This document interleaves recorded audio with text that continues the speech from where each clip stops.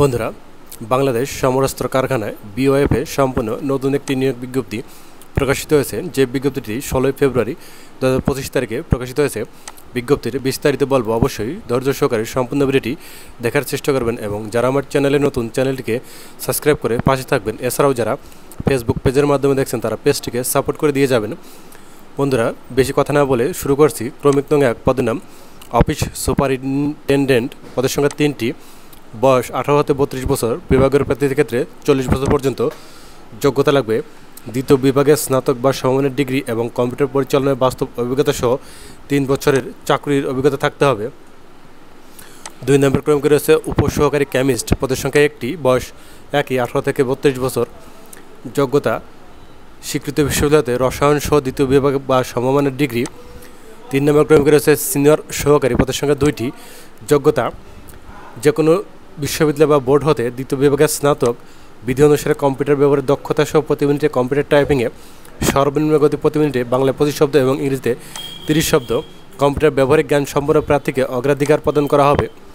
4 নম্বর ক্রমে রয়েছে সুপারভাইজার, পদের সংখ্যা 2টি, যোগ্যতা লাগবে দ্বিতীয় বিভাগের স্নাতক বা সমমানের ডিগ্রি। 5 নম্বর ক্রমে সিনিয়র টেকনিশিয়ান, পদের সংখ্যা 6টি, যোগ্যতা কোনো স্বীকৃত বোর্ড বা ইনস্টিটিউট হতে উচ্চ মাধ্যমিক সার্টিফিকেট বা সমান পরীক্ষায় উত্তীর্ণ সহ স্বীকৃত কোনো কারিগরি প্রতিষ্ঠানে সংশ্লিষ্ট ট্রেডে 10 বছরের চাকরির অভিজ্ঞতা থাকতে হবে। 6 নম্বর ক্রমে রয়েছে গেট ইন্সপেক্টর, পদের সংখ্যা 3টি, যোগ্যতা লাগবে স্নাতক বা সমমানের ডিগ্রি অথবা অবসরপ্রাপ্ত জেসিওদের ক্ষেত্রে কোনো স্বীকৃত বোর্ড বা ইনস্টিটিউট হতে মাধ্যমিক স্কুল সার্টিফিকেট পরীক্ষায় উত্তীর্ণ হতে হবে। এখানে বিভাগে সেনাবাহিনীর অবসরপ্রাপ্ত জেসিওদের ক্ষেত্রে বয়স 45 বছর পর্যন্ত। 7 নম্বর ক্রমে রয়েছে অফিস সহকারী কাম কম্পিউটার মুদ্রাক্ষরিক, পদের সংখ্যা 23টি, বয়স 18 থেকে 32 বছর, যোগ্যতা লাগবে এখানে উচ্চ মাধ্যমিক সার্টিফিকেট পাস হতে হবে। বিধি অনুসারে কম্পিউটার ব্যবহারের দক্ষতা সহ প্রতি মিনিটে কম্পিউটার টাইপিংয়ে সর্বনিম্ন গতি প্রতি মিনিটে বাংলায় 20 শব্দ এবং ইংরেজিতে 20 শব্দ থাকতে হবে। 8 নম্বর ক্রমে রয়েছে মেট ল্যাব অ্যাসিস্ট্যান্ট, পদের সংখ্যা 4টি, এখানে রসায়ন ও পদার্থবিদ্যা সহ দ্বিতীয় বিভাগে উচ্চ মাধ্যমিক সার্টিফিকেট বা সমমানের পরীক্ষা উত্তীর্ণ হতে হবে। 9 নম্বর ক্রমে রয়েছে গোডাউন কিপার, পদের সংখ্যা 6টি, যোগ্যতা উচ্চ মাধ্যমিক সার্টিফিকেট পাস হতে হবে। 10 নম্বর ক্রমে ড্রাইভার, পদের সংখ্যা 3টি, যোগ্যতা এখানে মাধ্যমিক স্কুল সার্টিফিকেট বা সমান পরীক্ষা উত্তীর্ণ, ভারী যানবাহন চালানোর লাইসেন্স প্রাপ্ত হতে হবে। সামরিক বাহিনীর অবসরপ্রাপ্ত প্রার্থীদের অগ্রাধিকার দেওয়া হবে। সামরিক বাহিনীর অবসরপ্রাপ্তদের ক্ষেত্রে 45 বছর পর্যন্ত আবেদন করতে পারবে। 11 নম্বরে স্কিল্ড টেকনিশিয়ান, পদের সংখ্যা 7টি, যোগ্যতা মাধ্যমিক স্কুল সার্টিফিকেট বা সমান পরীক্ষা উত্তীর্ণ সহ কোনো স্বীকৃত কোনো কারিগরি প্রতিষ্ঠানের সংশ্লিষ্ট ট্রেডে 8 বছরের চাকরি অভিজ্ঞতা থাকতে হবে। 12 নম্বর ক্রমে রয়েছে টেকনিশিয়ান, পদের সংখ্যা 4টি, যোগ্যতা মাধ্যমিক স্কুল সার্টিফিকেট পাস হতে হবে এবং কারিগরি প্রতিষ্ঠানে সংশ্লিষ্ট ট্রেডে 6 বছরের চাকরি অভিজ্ঞতা থাকতে হবে। 13 নম্বর ক্রমে রয়েছে মেডিকেল অ্যাসিস্ট্যান্ট, পদের সংখ্যা 3টি, এসএসসি পাস হতে হবে। পেশাগত ফার্স্ট এড জ্ঞান সম্পন্ন প্রার্থীকে অগ্রাধিকার প্রদান করা হবে। 14 নম্বর ক্রমে রয়েছে জুনিয়র টেকনিশিয়ান, পদের সংখ্যা 64টি, যোগ্যতা মাধ্যমিক স্কুল সার্টিফিকেট পাস হতে হবে এবং কোনো স্বীকৃত ইনস্টিটিউট হতে কোনো কারিগরি বিষয়ে সার্টিফিকেট প্রাপ্ত হতে হবে।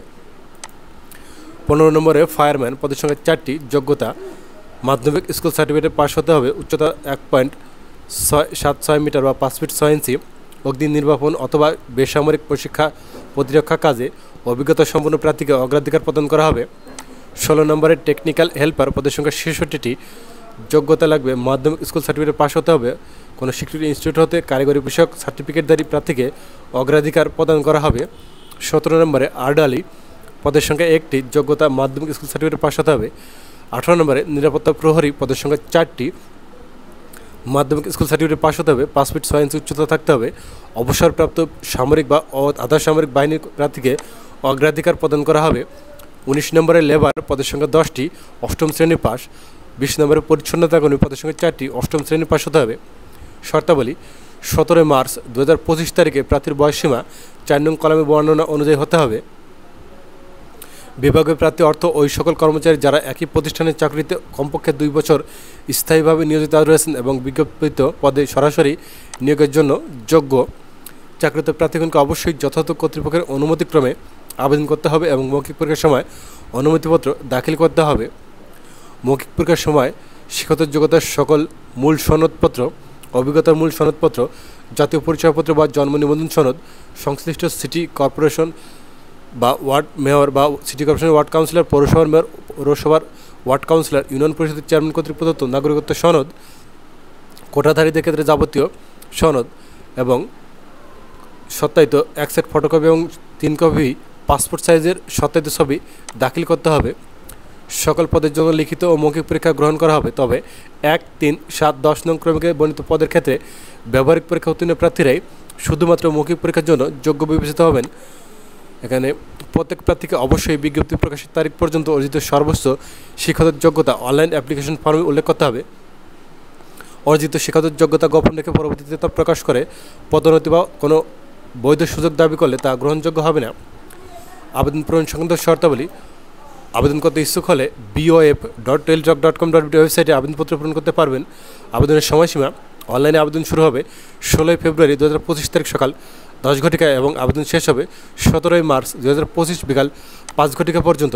কেবলমাত্র উক্ত সময়সীমার মধ্যে ইউজার আইডি প্রাপ্ত প্রার্থীগণ অনলাইনে আবেদনপত্র সাবমিটের সময় থেকে পরবর্তী 72 ঘন্টার মধ্যে যে কোনো টেলিটক প্রিপেড মোবাইল নম্বরের মাধ্যমে SMS করে পরীক্ষার ফি জমা দিতে পারবেন। যেহেতু অনলাইন আবেদনপত্রে পূরণকৃত তথ্যই পরবর্তী সকল কার্যক্রমে ব্যবহৃত হবে, সেহেতু অনলাইনে আবেদনপত্র সাবমিট করার পূর্বেই পূরণকৃত সকল তথ্যের সঠিকতা সম্পর্কে নিজের শতভাগ নিশ্চিত হয়ে নেবেন। আবেদনকারী যদি কোনো ভুল বা অসত্য তথ্য দাখিল করে তা বা তথ্য গোপন করে এবং পরবর্তীতে তা শনাক্ত হয়, সেক্ষেত্রে আইনানুগ ব্যবস্থা গ্রহণ করা হবে এবং তার নিয়োগাদেশ বাতিল করা হবে। প্রার্থী কর্তৃক অনলাইনে প্রণীত আবেদনপত্রে একটি রঙিন প্রিন্ট কপি পরীক্ষা সংক্রান্ত যে কোনো প্রয়োজনে সহায়ক হিসেবে সংরক্ষণ করতে হবে।